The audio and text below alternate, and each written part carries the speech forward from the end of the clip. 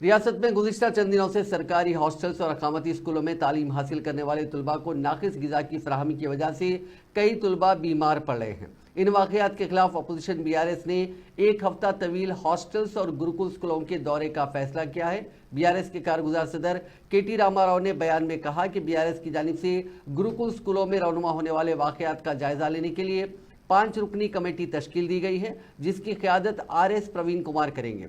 30 नवंबर से 7 दिसंबर से कमेटी रियासत भर के गुरुकुल स्कूलों के केजीबीवी और मॉडल स्कूलों के दौरे करते हुए वहां की सूरत हाल का जायजा लेंगी। उन्होंने कहा कि कांग्रेस के इख्तिदार में आने के बाद 11 माह के अंदर गुरुकुल स्कूलों और मुख्तलिफ हॉस्टल्स में समेत ग़िज़ा की वजह से 48 तुलबा की मौत हो गई और रेवंत रेड्डी हुकूमत में फूड पॉइजनिंग के 38 वाक़यात पेश आए। उन्होंने कहा कि रियासत में तालीम का वजीर नहीं है, तालीम का कलमदान चीफ मिनिस्टर के पास है और चीफ मिनिस्टर को दिल्ली के दौरे में ही वक्त नहीं मिल रहा।